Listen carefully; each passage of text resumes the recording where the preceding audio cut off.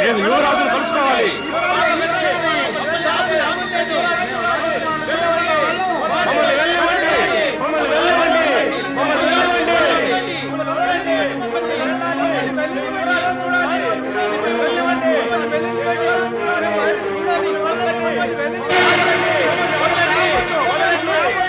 శాంతి, శాంతంగా ఉండండి మీరంతా.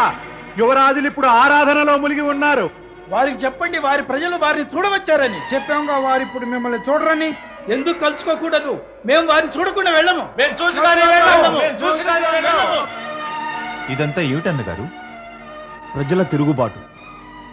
మనం తండ్రి గారిని ఎలాగో అలా ఒప్పించాం. ప్రజాస్వామ్యం అనే కొత్త పద్ధతి గురించి చెప్పాం. కానీ ఈ ప్రజలు యువరాజు నారాయణులకు జయము! యువరాజు నారాయణులకు జయము! యువరాజు నారాయణులకు జయము! యువరాజు నారాయణులకు జయము! యువరాజు నారాయణులకు జయము! యువరాజు నారాయణులకు జయము! యువరాజు నారాయణులకు జయము! యువరాజు నారాయణులకు జయము! యువరాజు నారాయణులకు. కానీ ప్రజలారా, యువరాజుగా మా ఇద్దరిలో ఎవరమూ నియమించబడలేదు. మరి మీరు? క్షమించండి రాజకుమారా, మరి ఇప్పటిదాకా నియమించబడకపోతే నేడు ప్రజలే దాన్ని నిర్ణయిస్తారు. కానీ ఆ అవసరం ఏమొచ్చింది?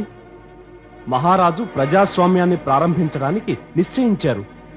వారి కోరిక ప్రజాప్రతినిధులే రాజకార్యాలు నిర్వహిస్తారా? ఇది నేటిదాకా జరగలేదే. అది ఎలా సాధ్యమవుతుంది రాజకుమారా? రాజభక్తి మా రక్తంలో ప్రవహిస్తోంది. అలాంటప్పుడు ప్రజలు ఎలా సహిస్తారు? రాజకుటుంబం కాకుండా ఇతరులు ఎవరో పరిపాలించడాన్ని. అందుకే ఈ కార్యం మీరు చేపట్టాలి రాజకుమారులారా. పరిస్థితిని అర్థం చేసుకో మిత్రమా. ఇక మేమిరువురము శివభక్తికి సమర్పితమయ్యాం. లౌకిక మాయామోహజాలంలో పడము.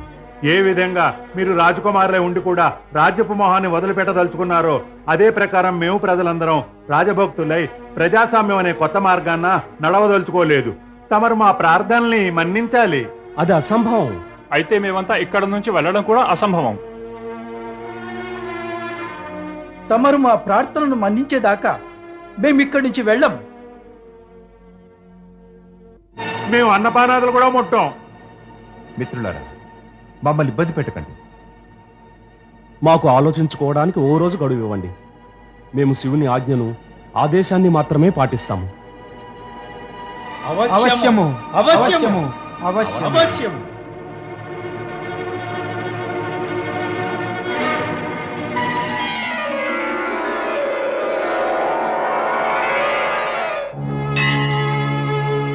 ఓం నమః శివాయ.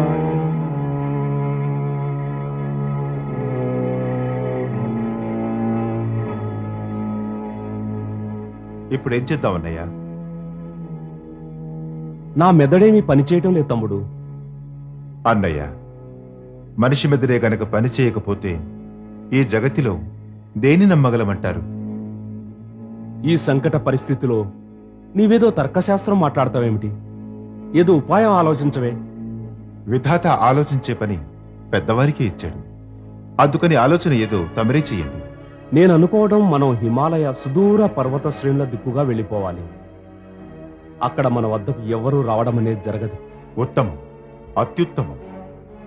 నేను ప్రజల కోసం ఓ సందేశం రాసిపెట్టాను. కానీ ఆలోచిస్తే అందువల్ల పెద్దగా లాభం ఉండదు. ఇప్పుడు ఆ సందేశం పనికొస్తుంది. ఎక్కడుందా సందేశం? ఏం రాశావు అందులో? భోజపత్రంపై రాశాను. నేను ప్రజలను సంబోధిస్తూ రాశాను. విను. మహాజనుడారా, పరమేశ్వరుడే జగతికి పాలకుడు, దేవాది దేవుడు. వారిని విడనాడడం మాకు సాధ్యం కాదు. మీరు కూడా పరమేశ్వరుని శరణు కోరి ప్రజాస్వామ్యమనే ప్రణాళికతో పరిచెయ్యండి. అదే అందరికీ మంచిది. శివుడు మిమ్మల్ని రక్షించుగాక. నరుడు నారాయణుడు. నరుడా, నీవన్నావు కదా విధాత ఉపాయం ఆలోచించే పని పెద్దలదన్నారని. కానీ ఇప్పుడు అది తలకిందులైంది. కొత్తగా తెలిసి వచ్చిన సత్యం అదేమిటంటే, సంకటం నుంచి బయటపడే ఉపాయం చిన్నవారే చెప్పగలరని. పద, తొందరగా కాని. ఇంకా తొందరేం వచ్చిందన్నయ్యా? ఇంత తెలివైన పని చేసిన పిమ్మట ఈ తెలివిమాలిన ప్రశ్నలు ఎందుకు తమ్ముడు? రాత్రి వేళైంది. మనం ప్రజల పేరిట సందేశం కూడా రాసేశాం.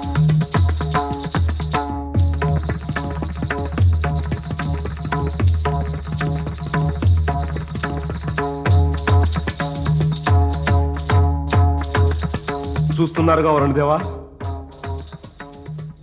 రంభా మేనకల నృత్యం వల్ల నరనారాయణులు సమ్మోహితులవుతున్నారు.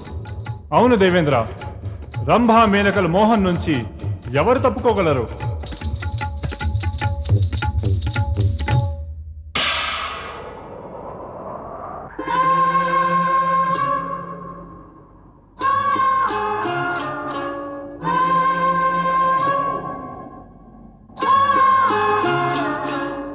చూద్దాం ఇంక ఎంతసేపు తపస్సు చేస్తారో వీరిరువురు.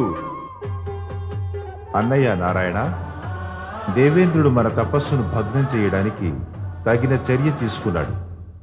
మన తపస్సు కొనసాగించాలంటే మనం కూడా తగిన ఏర్పాట్లు చేసుకోవాలి.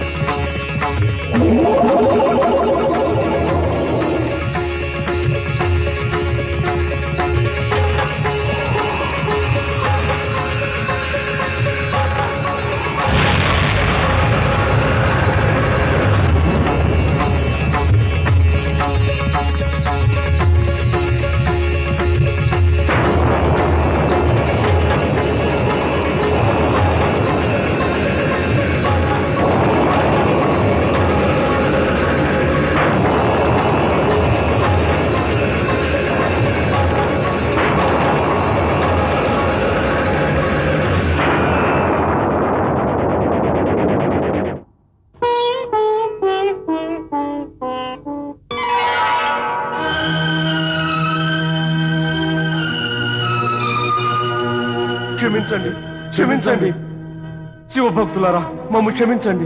అపరాధికి క్షమాపణ, దండించాలి, అదే న్యాయం. తమ్ముడు, మొదట వీరు చెప్పేది విందాం. ఏ అపరాధం క్షమించాలో ఎందుకో. ఓ పరమశివ భక్తులారా, మీరిరువురి ఘోర తపస్సు వల్ల భయపడి నేను అనుకున్నదల్లా ఏమిటంటే తమరు ఇంద్రాసనాన్ని సంపాదించడానికే ఈ తపస్సు చేస్తున్నారని. ఓ ఈ ఇంద్ర, నీ దౌర్బల్యం వల్ల ఈ ఇంద్రాసనం కోసం ఎప్పుడూ భయపడుతూ ఉంటాం. నీకన్నా శక్తివంతులను చూస్తే ఇక తేలిందేమిటంటే మేము అత్యంత శక్తి గలవారమని. శక్తివంతులమైనప్పటికీ మాలోని కామము, ఇచ్ఛ, మోహము, భోగాలు, సుఖాలు, వైభవము, రాజ్యకాంక్ష అన్నింటినీ పరిత్యజించి పరమేశ్వరుని చరణాలు నమ్మి భక్తి శ్రద్ధలతో మా తపస్సు ఆరంభించాము. అయినా కూడా నీవు స్వర్గపు 2 మేలైన అప్సరసల్ని మా తపస్సు భంగం చేయి పంపావా?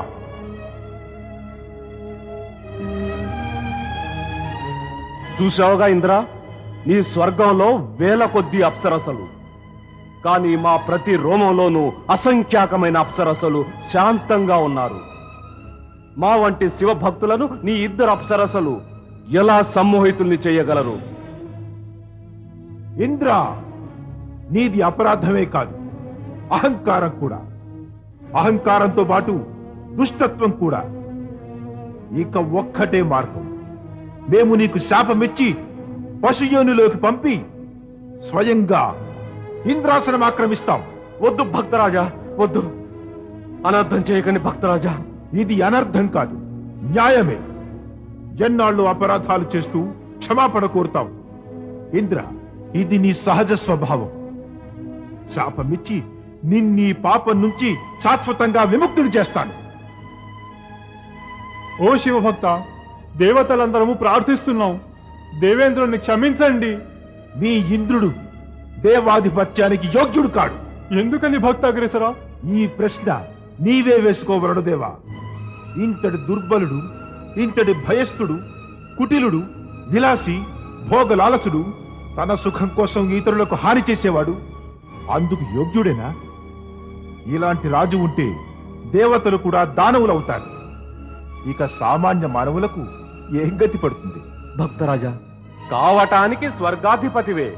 గౌతమ మహర్షి వేషం వేసుకుని సాక్షాత్తు ఆయన పత్నితోనే కామానికి వశీభూతుడవై మోసం చేయడానికి సిగ్గు కలగలేదా ఇంద్రా?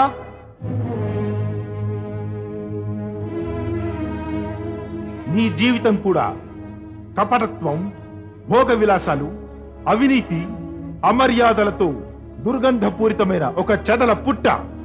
నీవా ఇంద్రుడవు? లోక కళ్యాణం జరగాలంటే ఇదే ఉత్తమం. మేము నీకు శాపమిచ్చి జలపశువుని చెయ్యాలి. ఆగండి భక్తరాజా, ఆగండి. నా ఈ చిన్న అపరాధానికి ఇంత భయంకర శిక్షనివ్వకండి భక్తరాజా. శిక్ష ఎంతటిదో అపరాధి కాదు, శిక్షించేవారే నిర్ణయిస్తారు. నిన్ను పశువుగా, ఎలుకగా, కుక్కగా, గాడిదగా చేసినా కూడా నీవు నిర్దోషులకు హాని కలిగిస్తూనే ఉంటావు. అందుకే నిన్ను పాషాణంగా చేయడం మంచిది.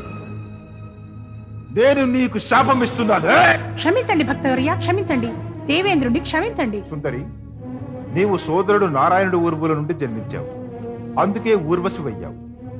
ఇంద్రుని అహంకారం రూపుమాపేందుకు నిన్నేమో రంభా మేనకల కన్నా శ్రేష్ఠురాల్నిగా చేయడానికే నీ సృష్టి జరిగింది.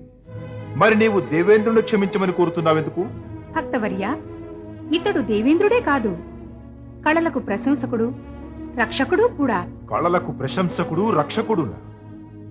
ఇంతటి నీచుడైన వాడా? తన గొప్పదనం కాపాడుకోవడానికి ఇంత దుష్టుడవుతాడా? నేను తమరిద్దరిని దేవేంద్రుని క్షమించమని కోరుతున్నాను. తమ్ముడు, శాపమిచ్చి తపోబలం తగ్గించుకోకు. ఊర్వశి మన శక్తి యొక్క విజయానికి ప్రతీకయే. ఈమె ప్రార్థనను మన్నించు. అన్నగారి ఆజ్ఞ శిరోధార్యమే.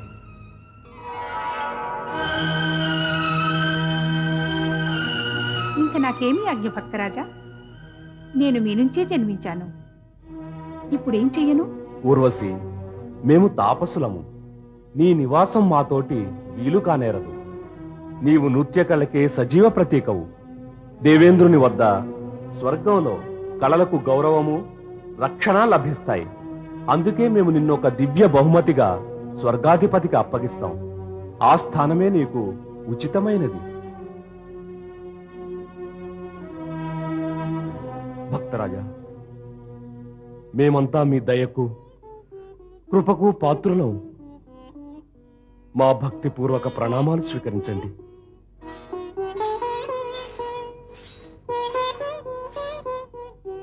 పదవ రోసి.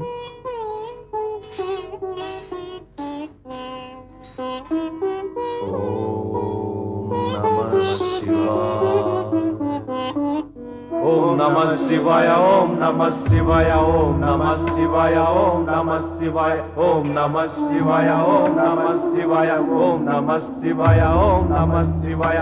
ఓం నమః శివాయ. ఓం నమః శివాయ. ఓం నమః శివాయ. ఓం నమః శివాయ. ఓం నమః శివాయ. ఓం నమః శివాయ. ఓం నమః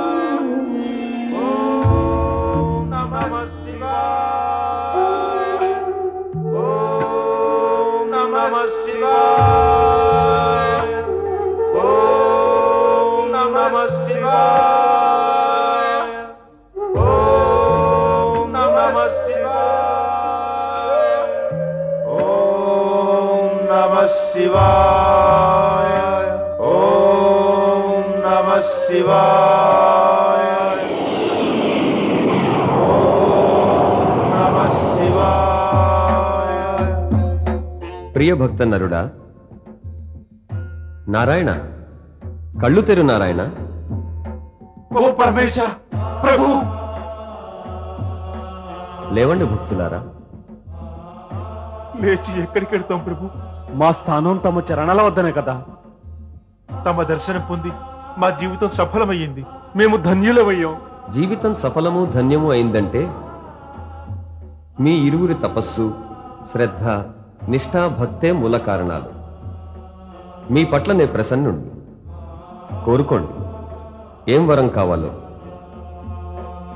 తమరి దర్శనమైంది, ఇంకా కోరుకునేందుకు ఏం మిగిలింది భక్తవత్సల? తమరి దర్శనం కలిగాక జగతిలోని వస్తువులన్నీ విలువను కోల్పోయాయి. తమరి దర్శనం ప్రాప్తించిన తరువాత ఇంకేదైనా కోరుకోవడం మూర్ఖత్వమే. తమరి సాక్షాత్కారంతో ఆనందం పొందిన మా ఆత్మలకు మరేదో కోరుకుని ఆనందం కోల్పోయే ఉద్దేశం లేదు ప్రభు. మేము తమ నామాన్ని జపించడం వరాలు కోరే ఉద్దేశంతో చేయలేదు ప్రభు. మేము కేవలం తమరి దర్శనాన్నే కోరుకున్నాం ప్రభు. అది మా ఇద్దరికి ప్రాప్తించింది. ఇక కోరుకున్నా ఏం కోరాలి? తమ దర్శనం కన్నా అధికమైన కోరికలేమీ లేవు ప్రభు. మీ ఈ సంతోష భావన నన్ను ప్రసన్నుని చేస్తోంది. శివభక్తి మార్గం ప్రశస్తం చేశారు. మీరు ప్రజాస్వామ్యపు లోకహిత సాంప్రదాయాన్ని మొదలుపెట్టారు. ఈ కారణంగా మీరు నన్ను వరాలు కోరగలరు. కోరుకోండి భక్తులారా, ఏం కావాలో. ప్రభు, కోరుకోవడం గురించి ఆలోచించడం లేదు. ప్రభు ఇచ్చానుసారం వరం కోరుకో. పరమేశ, ఈ విషయమే ఆలోచించలేదు.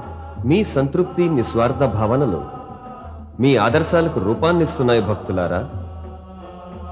మీ ఇద్దరు ఏ మానవాదర్శాలను నిలబెట్టారో అవి రాబోయే యుగాల్లో కూడా ఆదర్శం కాగలవు. ఇక ఎటువంటి కోరిక ఉన్నా కోరండి, వాటిని తప్పక తీరుస్తాను. పరమేశ, మేము తమ నుంచి తమనే కోరుతాం. అవును ప్రభు, తమరి స్థలంలోనే జ్యోతిర్లింగ రూపంలో వెలిసి ఉండండి. హిమాలయాలకు వచ్చే యాత్రికులను ఉద్ధరించేందుకు తమరు ఇక్కడ శాశ్వతంగా జ్యోతిర్లింగ రూపంలో వెలిస్తే యాత్రికులకు మంచి జరుగును. తథాస్తు.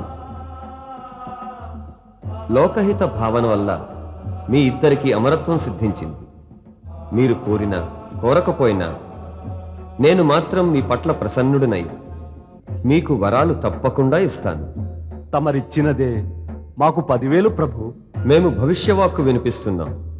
మీరిద్దరూ ద్వాపరయుగంలో అర్జునుడు కృష్ణుల రూపంలో జన్మిస్తారు. నరుడు అర్జునుడుగాను, నారాయణుడు విష్ణు అవతారమైన కృష్ణుడి రూపంలో.